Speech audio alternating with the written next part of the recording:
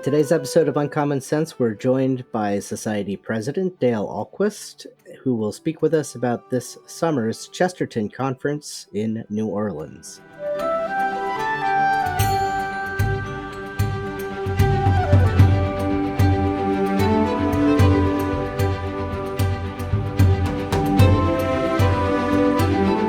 Well, hello, viewers and listeners. Welcome to another episode of Uncommon Sense, the official podcast of the Society of G.K. Chesterton. I'm Joe Grabowski, the VP for Evangelization here, joined as always by my wonderful colleague and co-host, Gretelyn Darkey. Hi, Gretelyn.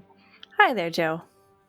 And as I mentioned in the intro, we're thrilled to have with us today our fearless leader, the president himself, Dale Ahlquist. Hi, Dale. Greetings, Grabowski and Gretelyn. I got that grrr in there. I like it. Very nice. Well, Dale, as I said in the intro, we want to talk about the conference that is upcoming this summer, but, we have this opportunity. Anything else on your mind that you just want to hit upon right at the outset about the society, maybe about things you have coming up or any special traveler things? What would you like to fill us in about? Yeah, we should start by talking about where I am right now.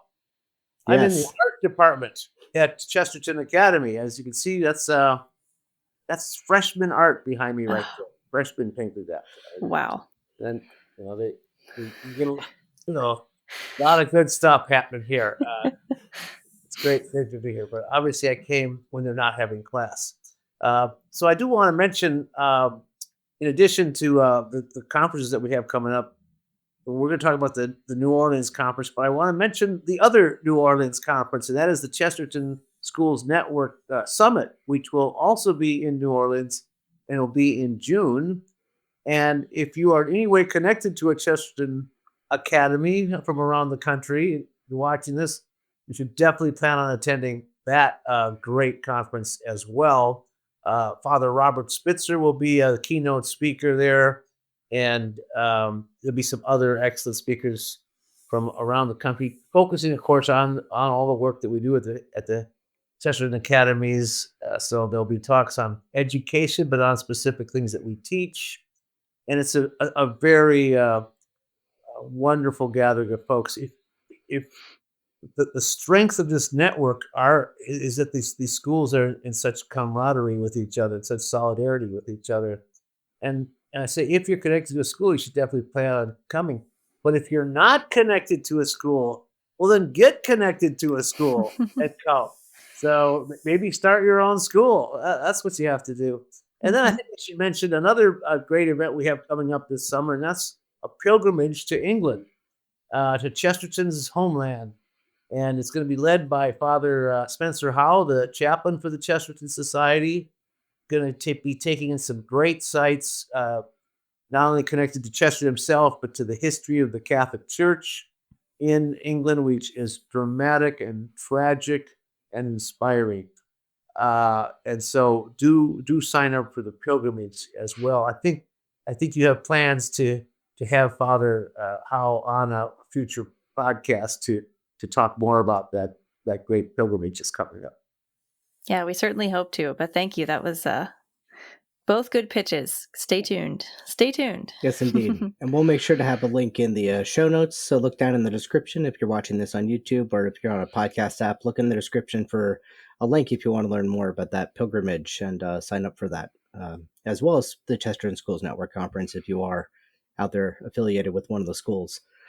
But later in the summer, between those two events, actually, between the Schools Network Summit and the Chesterton Pilgrimage, we have our annual conference, and we chose a theme this year of the Saints go marching in. We're not talking about the football team that happens to be down there, but about the Saints, the communion of saints that Chesterton celebrated as the democracy of the dead tradition. And we're just looking forward to it so much. It's going to be a great time. So, Dale, what are some of the highlights that people could look forward to from this great conference?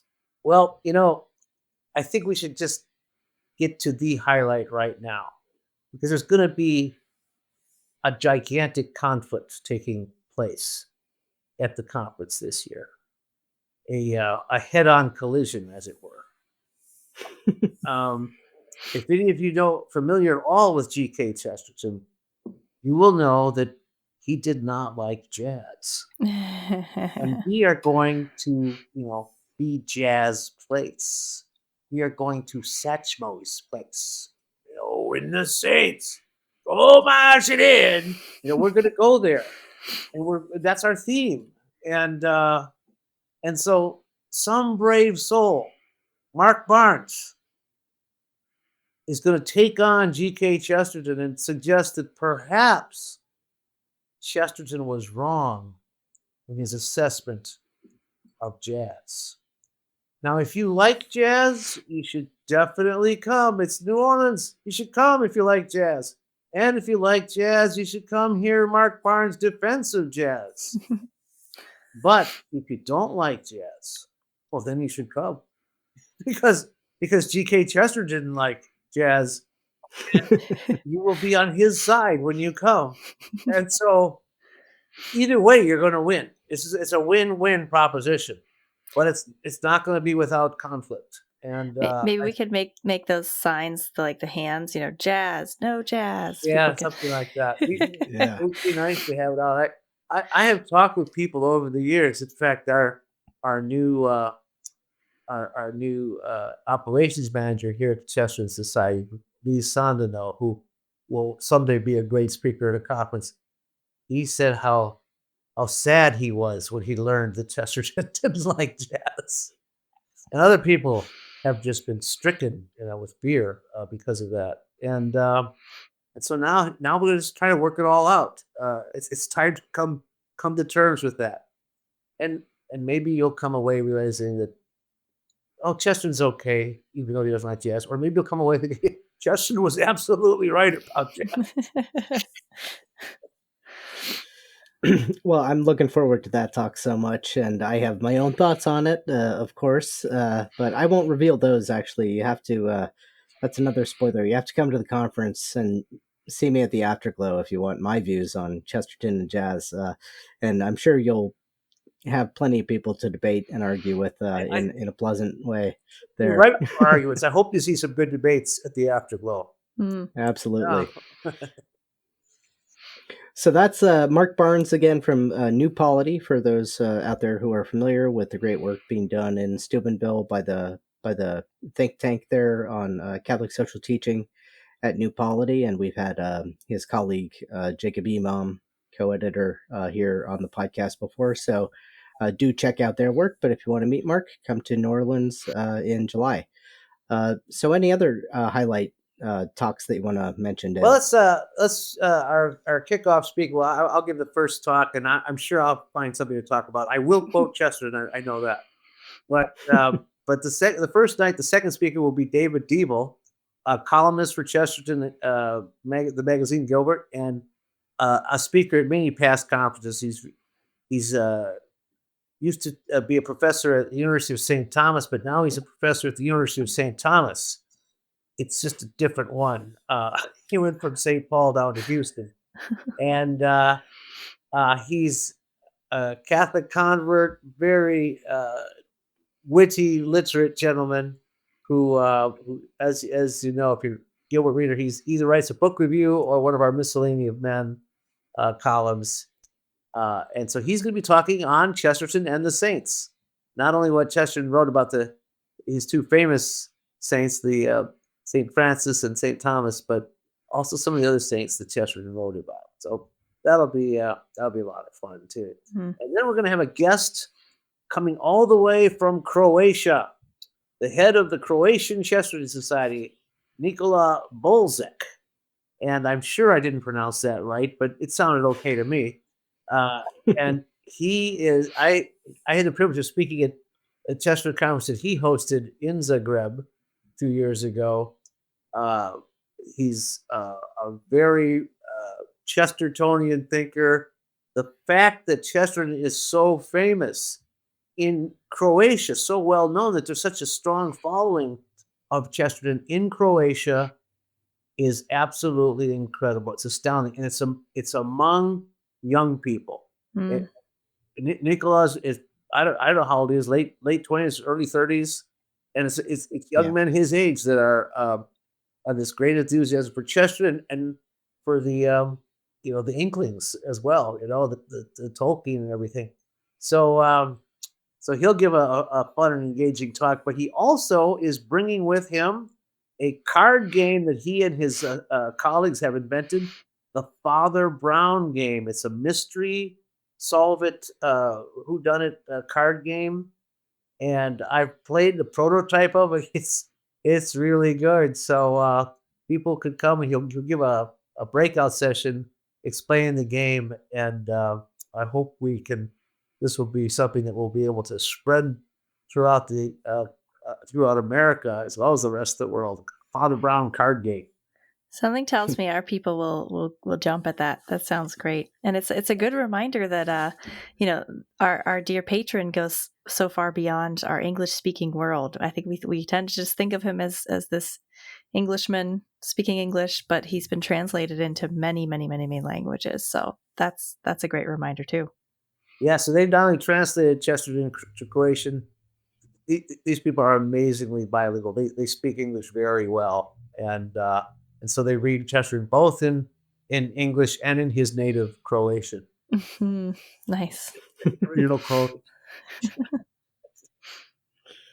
Actually, Dale, you've this just occurring to me now, but I'm sure Chesterton would have gone to Croatia at some point in his travels. Any information about that? We have no evidence that he ever went there. I mean, he went Is that to Italy, right? and that's just across the Adriatic Sea. And no, that's no. Huh. He never visited Eastern Europe except for Poland. He visited Poland. He didn't Yeah. get to any of the Slovakian countries at all. He loved them, about though. that? Yeah. He Oh, has some yeah, good writing about them.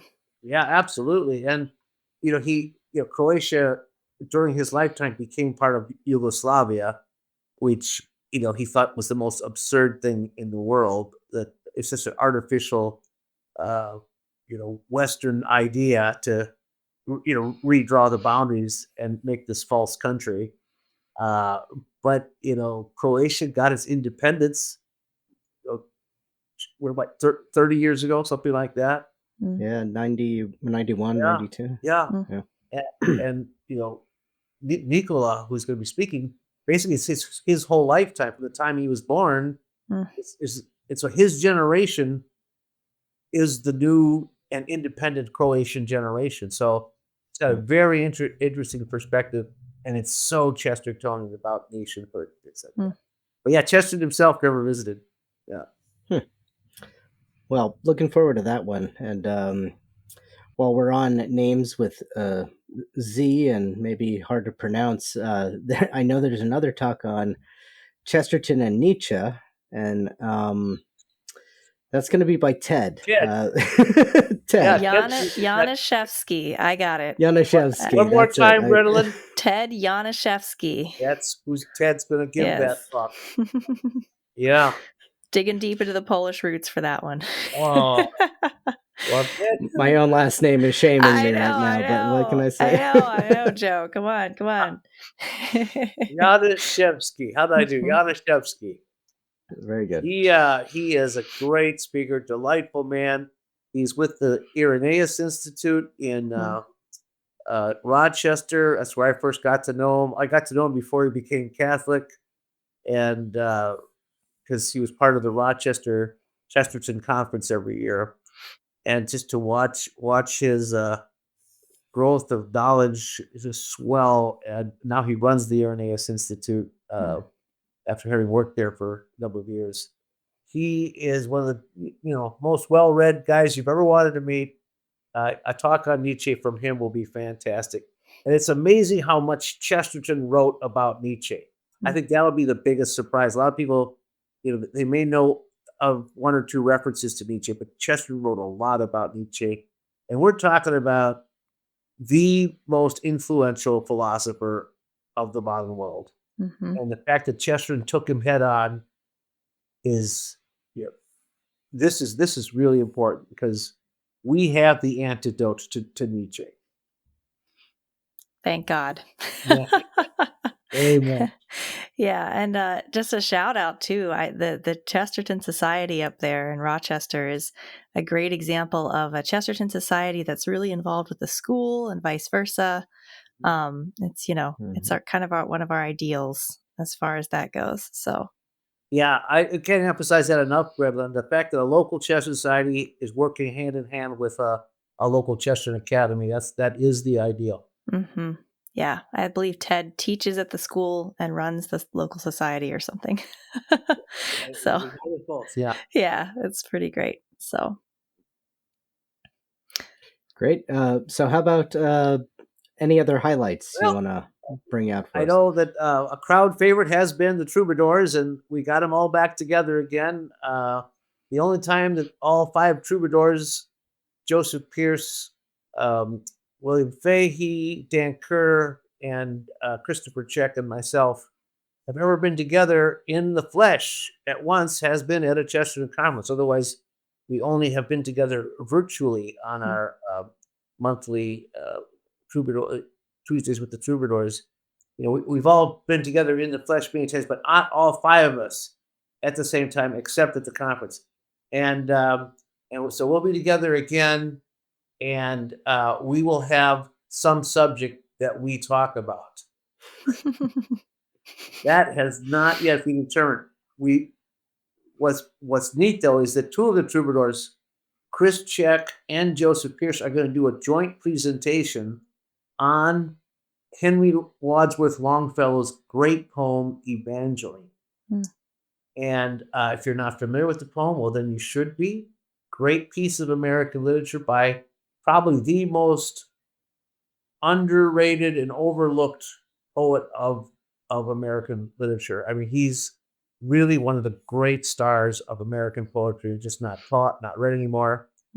And and he wrote this poem about a historical event that took place in the area right around New Orleans. So it's got it all comes to bear right there. So Christopher Check will give us the historical background, and that great Cockney himself will be reading the poem. So we'll hear Longfellow read by a Cockney. You're not going to get this anywhere else on earth. No, we need a little jazz in the background of that one, I think, just to make it extra controversial. Yeah, it's controversy upon controversy. Yeah. Cool. Well, I would love to hear Chris Check tell me what that poem's all about. So that sounds great. And hear Joseph read it, Well, yeah, absolutely. I love the literature connections too. New Orleans, I mean, really kind of a major focus of the imagination of America in many ways, and I would say particularly of Catholic imagination. And so we haven't brought it up yet, but really another talk that I think should be kind of a headliner for sure is Cy Kellett, the host of Catholic Answers Live, famously the host of the flannel panel that they have out there at Catholic Answers. And Cy will be speaking about another great literary connection to New Orleans, and that is Walker Percy. And of course, Percy greatly influenced by Chesterton, and just another great powerhouse of American literature, Catholic or secular. Amen. I'll tell you, Walker Percy, another great Catholic convert as well.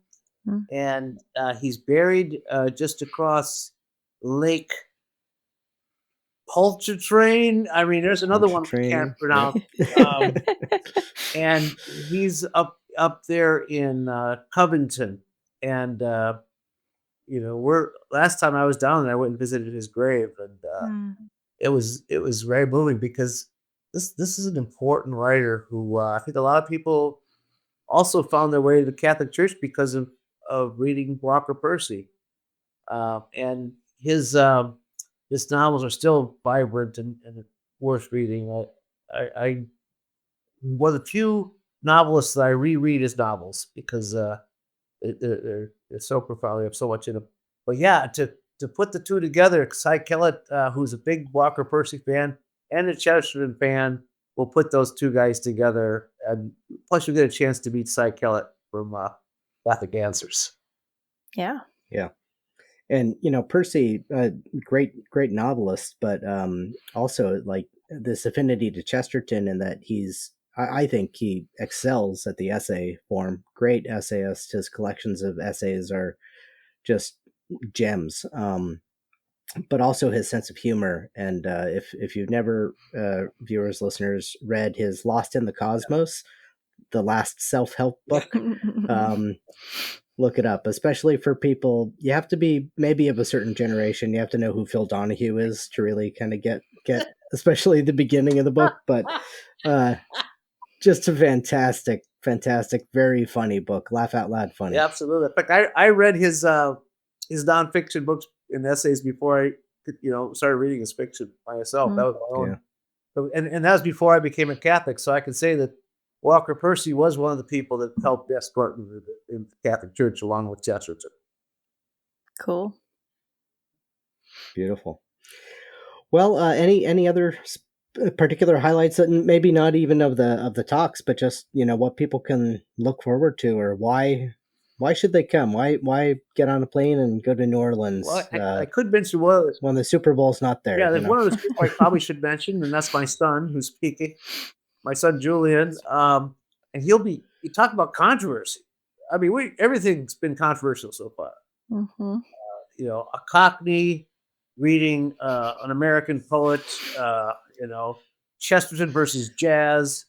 Well, if there's one controversial subject these days, it's AI. Mm-hmm. And my son Julian will be speaking on AI, and it's sure to be controversial, but it's going to be at one of the breakout sessions. So that way, at least the fist fight will be contained in a smaller room rather than just a complete melee. Either that, or it'll just be the people that really care, and that'll be a little more scary too. Yeah. The people that really care are the ones who are going to be fighting with each other. Exactly. But then that brings up the next point, Joe, which of course is the unrehearsed and unorchestrated fist fights, which take place, of course, at the Afterglow every year. This being New Orleans, I expect them to be extra raucous. But no, it's just very inspiring conversation into the late hours when the Chestertonians get together. It's a joyful event, but also intellectually stimulating as people who have never met each other, and people who are the only time they ever get to see each other is once a year at the conference, get together afterwards for some wonderful conviviality. It's we always talk about the conference highlights. The conference highlight is always one of them is the Afterglow. Mm-hmm. Yeah, I mean, I've been at the conference with babies for a few years now, which means I don't get to go to many of the talks. But I've always kind of made it a point to be like, okay, baby, we're going to the Afterglow. You could sleep on me, I don't care, but this is what's happening. So, yeah, they are well worth it, and don't miss the talks. That's not good, but you can listen to the talks later. But you can't get the Afterglow later. The Afterglow is special. Yeah, it's true that there are people who go to the Afterglow and don't make it to some of the early morning talks. And then they do have the advantage of doing the recording afterwards. But it'll be interesting because Joseph Pierce and Chris Check will be, they'll be a morning speaker.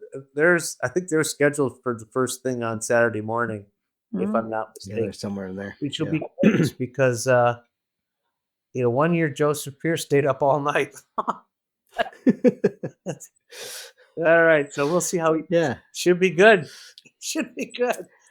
Well, and let's face it, New Orleans is a really beautiful and interesting town. We're going to be hosted by some local Chestertonians who are very anxious to take care of us down and show us the best of their really colorful city. The hotel is right on the edge of the French Quarter, so we'll be able to visit the French Quarter. We're going to be going to a historic church for mass, and everything's historic down there. So it's going to be an absolute delightful gathering of Chestertonians. Yeah, we even have a special food package if you want to go explore one of the days, and because it's New That's right. Orleans, go eat food in New Orleans. Like, who's gonna, don't sit in the hotel. Go get something to eat. So, Yep, we built a little bit of extra room into the schedule, and we're offering that package so that you have time to get out and see things, and during the lunch hour too, so you won't have to deal with kind of the crowds and reservations and such that you might at the dinner hour, but gives you an opportunity to maybe go and get a bite to eat and hear some live music on the street corner maybe. There's one other thing we should So. mention too, Joe, and that is if you're a knight, if you're one of the knights of the apostolate, you should plan on coming to the pre-conference event for the knights, which will involve a little pilgrimage up to Ponchatoula, Louisiana, also across Lake Pontchartrain. Yep. You get up to Ponchatoula, and there you will see the world's only full-length, full-size statue of G.K. Chesterton. What's it doing in Ponchatoula, you ask? The answer is when you come, we will tell you, but we'll also get to see it. So if you're not a knight, join the knights. But if you are a knight already, plan on coming a day early so you could come see the statue of G.K. Chesterton. Yeah, and in addition, we're going to bring our knights to not one, but 2 national shrines the next day. So, yeah, if you want to become a knight, chesterton.org/knights. You can join today. You can come tomorrow. That's the way it works. So we welcome you. Great opportunities. Well, this has been fun, and I think we have just a couple of minutes left, and I'm going to spring something on you. I'll surprise you. I have a 5-question New Orleans cuisine quiz. Okay. And just see, shout out the answer if you know it. And this is, I thought, just a little fun to end on. And viewers, comment down in the comments as soon as you know the answer to. Let us know if you got these questions. But the first one is this. In New Orleans cooking, there is a group of ingredients known as the Holy Trinity. The Holy Trinity of New Orleans or Cajun cuisine. Any guesses?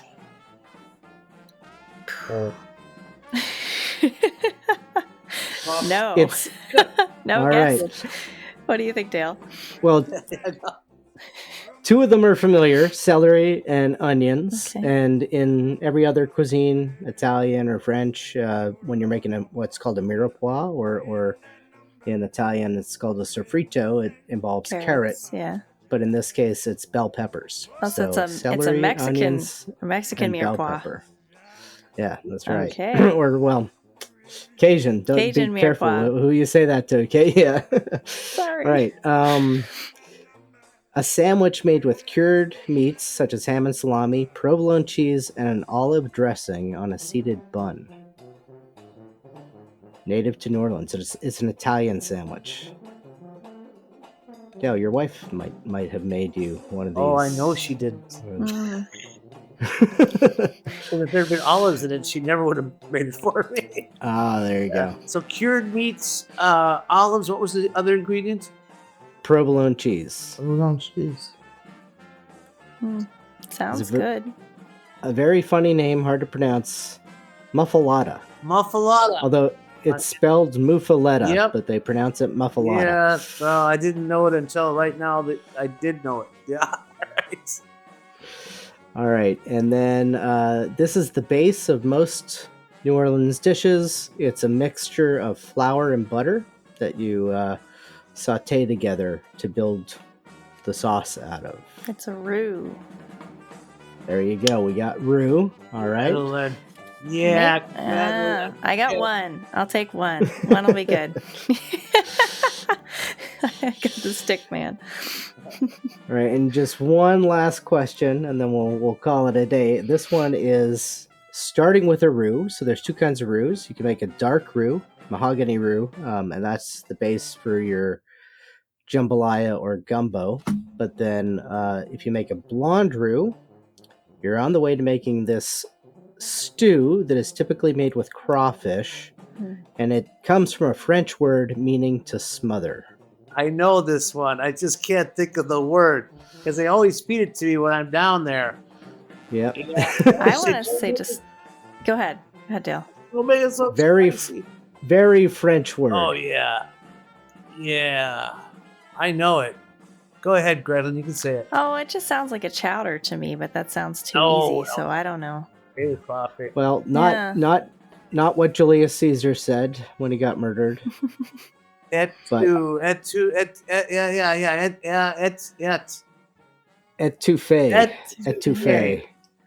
Yes. Etouffee. That's it. It's Joe, you're tricky. I know. Well, I just thought, that'd be a little fun. And it really, though, does just that little quiz. What other city in the United States could you even come up with such a thing? There's nothing like I don't think you could. Only city in the country that has such a vast local cuisine. Mm-hmm. Yep. Nothing quite like it. Yeah. Yeah. And you got to experience it firsthand. That's right. We didn't even mention beignets. I know. I was waiting for it. We would have gotten all over ourselves. They're overrated. Yeah. Okay. All right. Well, Dale, thank you so much. This has been such a pleasure. Mm-hmm. Great fun. Always is. I can't wait for the conversation. I'm getting all excited about it now. Yay. Me too. Okay. I'm getting hungry. Yeah. Gretelyn, thank you very much as well. Oh, thank you. Always a pleasure. And to you, viewers and listeners, thank you for tuning in. Please do share this episode with your friends and encourage them to join you down in the Big Easy in late July. Look for the link in the show notes, how you can register for the conference today. Please do come and join us. You will meet friends, old and new. And as we know, Chesterton is always better with friends. So God bless, and we'll see you next time.